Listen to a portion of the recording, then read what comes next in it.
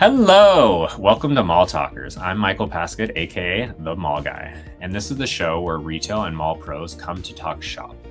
In 30 minutes or less, I'm bringing you conversations from the strategists, the operators, and innovators driving the evolution of malls today. You'll leave with tactics, stories, and trends shaping what malls were, where malls have been, and what they're becoming. So pull up a chair, grab a coffee, and let's chat some malls. So today, I bring to you a mall maverick. As a guest, Alex Jones.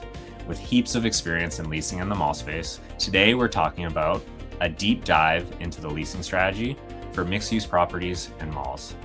Alex, welcome. Thank you for having me. It's great to chat some more. Of course. Very happy to have you on. I know a lot about you. Is there anything you can say about yourself? Give us your past, your present, what you're doing, just to give the audience a little zhuzh. Yeah, sure. I'll try to give you the Coles notes of Alex. Uh, about 30 years in the business. Started on tenant rep brokerage, and then spent a good 15, 16 years on the landlord side. Back when I started, power centers were just getting going. I think there was only one or two outlet malls in Canada. We hadn't built a new shopping center in about 25 years, a new enclosed mall in about 25 years. So I spent some time all on the development side. So I was able to take part in ground up shopping centers. CrossIron Mills, Vaughan Mills were brand new at the time. Saw CrossIron through the entire development of it, which led into the acceleration of the outlet mall business in Canada. And worked with the big pension fund led landlords, ultimately running portfolios for a few of them. Before the second half of my career, where I switched to the dark side, as it were, and I became a retailer. Yep. So head of global real estate for the fashion brand Roots. A lot of fun there. We were private equity owned. There was an IPO that happened in there, and a U.S. Expansion led to similar roles at McDonald's Canada.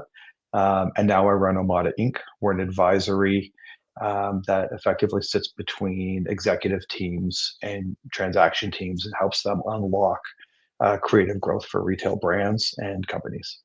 So you know a thing or two maybe about the space, maybe just one. Tops. I've made enough. I've made enough mistakes that I can share some learnings. And I'm excited to hear about those. The first question that I'll have to you, so you obviously know mixed use development, you know malls.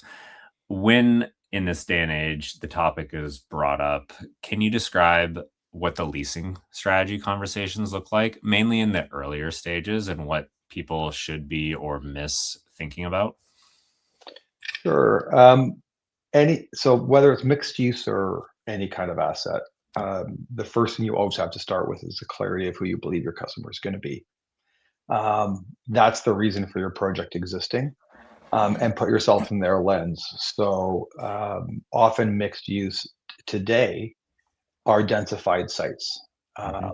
And so how's your customer entering the property? Are they driving? Are they taking mass transit? Mhm. Is this a conversion? How are they physically going to interact? Because that will start to dictate what their needs are, and then ultimately what the merchandising is. So by understanding your customer, you get to a merchandising vision, Mhm. and then develop a very deep list of prospects, 1 through 10 for every unit if you can. That will also then color some development conversations. Depending on what you think the needs are, Mhm. there will be physical requirements. So from customer to merchandising prospects to then physical requirements of those prospects allow you to then come back as a development team to say, okay, does this space work? If we're going to have 5 condo towers, where are all the podium columns going to be? Does that work for grocery, which we thought was our best customer here? Or maybe it's going to be fashion where they're smaller bay and I can fit them around the column grids and things like this. So it's all very symbiotic, but it Mhm. starts and ends with customer every time. And when you're this early in the stage, do you think about the tenant curation or the tenant mix, or even like the theming of you want this property to be health and wellness, or you want this property to be luxury, or is it more so just like build it and then they will come? Build it and they will come is, in my opinion, can be pretty tricky because if you Yeah, build the wrong I thing, they agree. might never come. I agree. And you saw that in GTA in Vancouver. where municipal-led drive for Main Street retail at condo sites, right? Sounds like a great idea. Mhm. Except, there were early days where all the demising walls were poured concrete. Well, unless my tenant fits exactly in that box, it's really tough to lease that space. You ended up with some awkward space. Oh yeah, So you really have to have the sense of the who, so that you can factor that in so that you can unlock a good retail presence at grade. without question. And you mentioned like, so when we're this early and when we're thinking about the development, there's obviously certain things to consider in terms of like the poles for the condo space, structural beams, and thinking that into retail.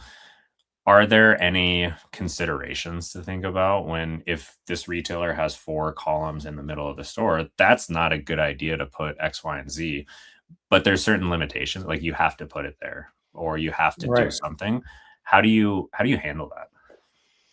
So there's a few ways. So the first piece is, there will be elements around a lobby, for example, or it could be the base of an office tower where you're creating larger congregation space. Mhm. So can you stretch that another 40, 50 feet so that you have a first tier of tenant that maybe gets more space?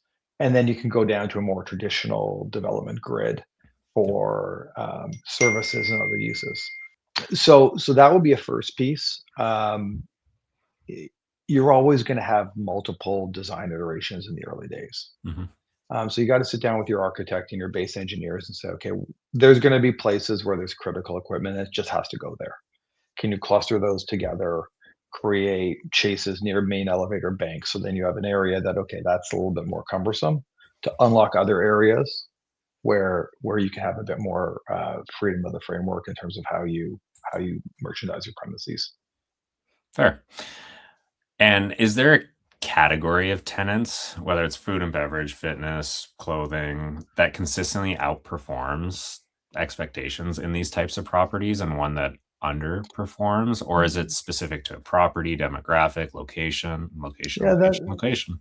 Yeah, that's a great question. I think it's a function of, well, how do you define performance? So if Interesting. your your mixed use, excuse me, is your office first, there's amenities that those tenants require. You might have 30, 40 floors of office above you. They're going to want a great gym. They're going to want a great food service. There might be grab and go conveniences if you're Mhm. near a transit hub, a liquor store or something for people on their way home. And so there are circumstances where performance isn't about dollars ultimately, it's about experience to drive occupancy in that office use. So you're okay being creative with your rental requirements so that you can support a lower volume to create that amenity feature for your Mm. primary revenue stream, which might be your office tenant. But what we're finding is a lot of brands are finding that middle ground. There's, that last mile of access that's required, particularly in denser urban environments where you're now starting to see grocery stores really figuring it out. Mhm. Fashion's always a little bit trickier if we're thinking of a residential or an office node, um, simply because the volumes aren't necessarily there. But what they benefit from is they may have a lower volume, but they may have higher profitability. Because typically a mixed use site, if you think of anything off of a high street, those gross rents are going to be much lower than what you'd see at a AAA shopping center. You're not going to have the same marketing fund penalty charges and other things. So you have an ability to perhaps be something a little bit different for your customer in those environments, be a little bit more community, and not needing quite as much of that top line push to justify a very high relative to enclosed mall rent. Fair. If sorry, so what would be one mistake in the leasing world that you see developers make when they're building for the first time? Um, well, the first piece is they get they get too aggressive and they kind of believe their own hype on the value of the podium retail, Yep. right? Yep. Let's call a spade a spade. You're building 50 floors. You're not building 50 floors for the 40 feet of at grade retail. You're building it for the rest. Yep. So make sure you are not getting over your skis chasing unreasonable rents at the expense of great co-tenancy that can make your project special. I think that's well said. And I feel like I have these conversations a lot. They they have it in their head that this great iconic office tower, hotel, residential with 50 units in the bottom is just going to drive so much traffic, which it will. The people that live there going to eventually go to the shops. The people in the offices are going to do the same thing. But it's all for those, and like what you're trying to do is not equating to the retailers. Like the retailers want the new faces, want the new people paired with all that you've just done. So charging for that just seems silly, but in their head, it's iconic. This is the Right. place to be. And maybe it's on the far side of town and there's no bus, there's no train. So how are you going to get there as a shopper? Well, look, the most common thing is, retailers are upset. I've been a retailer, and you're upset when the landlord wants a lot of money. Well, they're supposed to make money. They're building expensive things. Similarly, as the landlord, retailers are allowed to make money too. Yep. Yes, you are creating a great sense of place. Even if you're the greatest shopping center in North America, you're creating a sense of place. But ultimately, you're great because of the quality of your tenancies. That's what people are coming to see. They're not coming because you happen to build a concrete block on a highway. Yep. And so understanding there is that symbiotic relationship. And there's a point in time where I was responsible for very premium hotels at ski resorts in Canada, and we always had a retail component. It was very important to get the right brands in those relatively small retail environments that made sense for what we were charging for our room nights, that made sense for what we were charging at at our restaurants and at the bars. And you wanted those premium logos. The rent wasn't necessarily amazing. Um, Being able to create a service amenity for a customer in the market that they are functioning in was what was special about some of those retail presentations. We certainly didn't, we weren't making our quarter on them. But getting it right was very important. And so again, it roots back to that customer. The customer is going to pay for a premium unit, a premium room for the weekend, and they need to pick up something they forgot. That they're going to want that product there. Yep. So there was no Tommy Bahamas at the ski resort, is what I'm hearing. Well, not necessarily, but it's funny. Tommy Bahama is an interesting brand because they have some very, very high performing locations, and they have a very loyal customer base. Guilty. So if you look at the Tommy Bahama in Muskoka, for example, it's been right in Port Carling. If you're familiar with Muskoka, it's been right in the heart of Port Carling for decades, and that thing's a monster. It's always rammed because they know who their customer is. They go where they are, and when that guy gets there and he forgot his bathing suit, he knows where to go and get it. Trust me, that rent's not expensive. Yep. But it's a great location. It's exactly where his customer is. Yep. Drives the traffic. They are loyal. I have a Tommy Bahama shirt as well. Yeah. It's a good brand. I Yeah. like, because you can tell the Hawaiian shirt side of things. Waiting for their sponsorship, of course. We'll make some calls for you. Thank you. Thank you. So within here, how much of a leasing decision is actually driven by data versus gut instinct? Because I hear this all the time, and like there is a balance, and the Tommy Bahama is actually a good example. Like gut feel, this would be maybe not a ski resort, but Muskoka. Gut feel, this would be a good decision. But if the data is saying otherwise, which one are you going to believe? And is it a mixture? It's a great question. There's a really interesting confluence of art and science happening right now because we've got data. And there are certain brands that have had it for a very long time. You think of the Sephoras of the world. I was lucky enough to be part of the brand launch for Victoria's Secret when they came into Canada. Well done. And even though they hadn't been operating here, they had a good sense of who their customer was. And so there are brands that can be very data driven. The job of the landlord now is to blend that data and that perspective with the performance of their building. there's a mentor of mine that I worked for.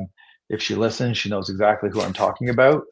Who her feel was 99% right. Oh, She that's didn't awesome. always have the data, but she knew how to. She's one of the best merchandisers in our industry, and she's just out there, understands customer, just looks and takes things in when she's walking around buildings and says, "I think this brand could be great here." So there is still that. You have to have a sense of where it's going. The other piece where data and feel blend is we're doing 10-year deals, in some cases more. So you've got to have a sense of, am I buying the brand on the way up, on the way down? Oh, Are interesting. they sustaining? Because I need you to still be performing come year 10 as a landlord. And so that's another piece that's really interesting to watch. You want to catch them on the right trend.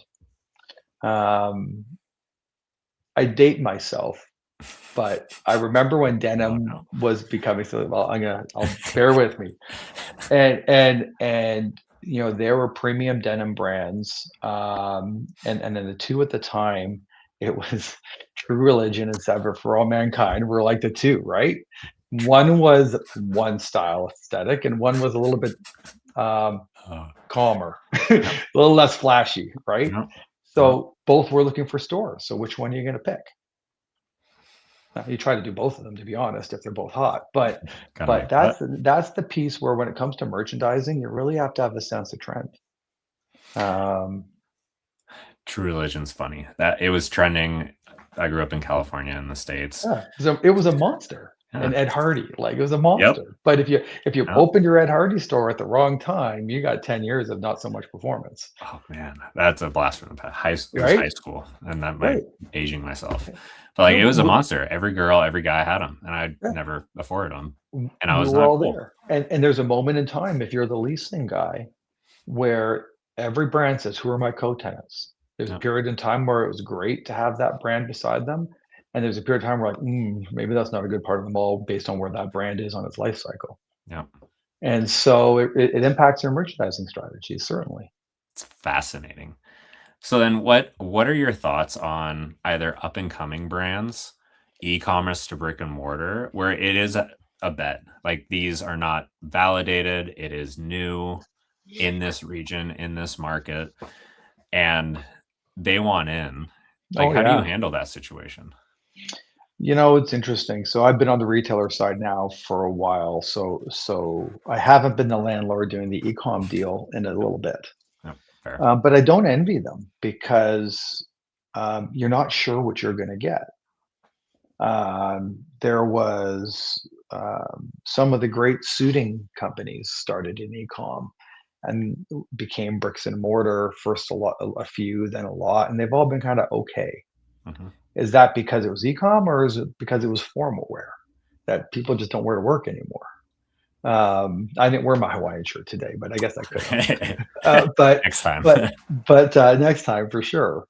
And so uh, hopefully they can give you the advantage that e-com has. They have a ton of data on who their customer is, Mhm. and if they can share it, you can help them make the right bricks and mortar decisions. The other piece that you really need to be careful of as a landlord is everyone's great online when they can ship from one place and they don't need to really service. Mhm. And that's not a knock at e-com, it's just the reality of e-com. And so it's very different to have the right merchandising and the right sizing and the right assortment and the right display and the staff that can execute that, and then replenish in a week and keep doing it again for Yep. week after week after week for a 10-year lease. It's a very different business. So I tend to think retailers going to e-com is a bit safer than e-com coming into retail. I love pop-ups. So when I Yes. advise clients, like guys, you don't have to get married, date for a while, right? Take a built out space, pay whatever the freight is, and see how you do. Yep. And figure out what you're good at and what you're not good at. Start to know things instead of think things. Is Yep. your customer going to show up for you? And that will tell you real quick. And trust me, if you open that pop up and things ram and you're thumping sales, you're going to get the permanent deal. Oh, So it's tough with to that go the other way around. It is, especially when you're married. And like even pop up, fine, maybe, maybe not. But 1 year, 3 year, 5 year deals. And the thought I always have is like Squid Games, K-pop Demon Hunters, things that if you act quick and get them in, they're going to kill it. But now if you had that Squid Games, store for a 10-year lease, not saying it's dead, but you're not going to get the same traffic that you got the past 2 or 3 years. Right. Well, one of the things we did, I like to think the team pioneered this. It wasn't my idea. I was a part of it, but my mentors did it. Was when we opened some of these malls. CrossIron Mills I mentioned earlier was the first enclosed shopping center in Western Canada in like 25 years. And so we had a functional issue. If we lease 100% of this thing, it's all going to expire in the same year. That's probably not great. That's tough. Yep. Also, your first deal is usually your worst deal because you're trying to build momentum when you're leasing 200 stores at once. And so rent gets better as you get more credibility. So we held back by design Clever. between 10 and 20% of our occupancy. And we did what's called a swing shop program. Everyone calls them pop-ups now. But we did it deliberately because we needed to spread out our expiries strategically to be better asset managers, but also to capitalize on the bet on ourselves, which is that this thing was going to be successful and I can get higher rent tomorrow than today. What I would say is when you use examples like Squid Games, and I think that's got to become foundational to most shopping centers. Yes. The ability to hold back space for a deliberate purpose of having agility. It's hard to do, especially when you're pension fund owned and people want to clip those coupons. But if you can find an avenue to do that, it allows you to always have room for something interesting. Yep. The food side has done this a little bit with food halls. Like that's basically what a food hall is in some regards. It's tougher to do it with fashion. Experiential is always great to have, but tough to monetize. Yep. So you look at that Squid Games piece, like, you need to do $10 million in sales to make sense of a Yorkdale deal. How do you do that for tickets to an experience? You're just not going to, right? Mm-hmm. So it's got to serve a different function. But the more developers can kind of lean into being a little bit creative, and I have partners I work with that do this. It'll allow you to, again, have some fun with your project. Fascinating. And I do think, and this is kind of heads into the next question, there's like an emotional piece and the trendy piece. And yes, it's all about money, but there's a certain getting people there, driving traffic, repeat visits, dwell time, loyalty, et cetera, et cetera, et cetera, that can't be monetized. How do you lease for the emotional side of things and the community engagement? Because that's what I'm seeing in all my conversations. That's where the value's at. It's hard to monetize, but you're trying to drive for leasing under those two bubbles. Great. That's a great question. I don't know that you can lease for it, but you can program for it. Clever. And so I don't think you're doing that with your permanent sense, but making sure you have space where you can create an environment to bring these experiences in. One of the shopping centers I used to work on, Scarborough Town Center. Yep. Our ownership group owns 3 exceptional shopping centers almost along the same highway, Yorkdale Square One and Scarborough Town Center. They're good ones. They're all good ones. While I was there, Scarborough Town Center had the higher traffic, but it didn't necessarily have the best cachet. No. Because it was later in its investment cycle. The other 2 were invested in first. Yorkdale's always been Yorkdale. We had this amazing, steady customer. We just had to get our merchandising right. And one of the things we had was we had a Scarborough Walk of Fame.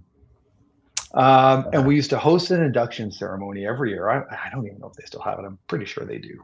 Might be dating myself. But it was awesome because if you were from Scarborough, you had a connection to this building. And we had great attendance every time we did it, which was really tied to that community. It was kind of like if you knew, you knew. If you were Scarborough, you knew. And it was a great way to show a connection and a loyalty to your core community that you were servicing, even though it was a super regional mall and it reached all the way to Oshawa for traffic, right? So little things like that, I think are huge. There are shopping centers that do amazing, Chinese New Year's events. There Yep. are, so again, maybe it goes back to my very first statement about customer is create those environments so you can be authentic. It's probably not on your permanent leasing program, but if you can be authentic to your customer, they will reward you with the footfall. Look at how we just looped that into the first thing you said all the way to the end. It's like we know what we're doing. Get me talking, I'll go anywhere. Well, Alex, I will say I appreciate it thoroughly. This has been a fantastic conversation. You are a fantastic and well knowledgeable individual. Do you have any parting words or tips for listeners? I would just say I feel incredibly lucky to be in this business. It is an amazing industry. You can be an artist in design space. You can be a math finance person in asset manage. You can just be, a fun salesperson and sell product. Like you can do anything in our business. And being in fashion or in closed shopping centers or in retail, you can be luxe, you can be general. Like it's just there's few businesses I've come across where you can do as much as we get to do. It's a lot of fun to be in this business, so I just feel blessed to be in it and love to talk about it anytime. Brilliant. You can even be the mall guy and have your own podcast, apparently. I'll be happy to visit yours. Yes. Cool. Well, thank you again. And thank you to our listeners. We'll catch you next time. Bye. Take care.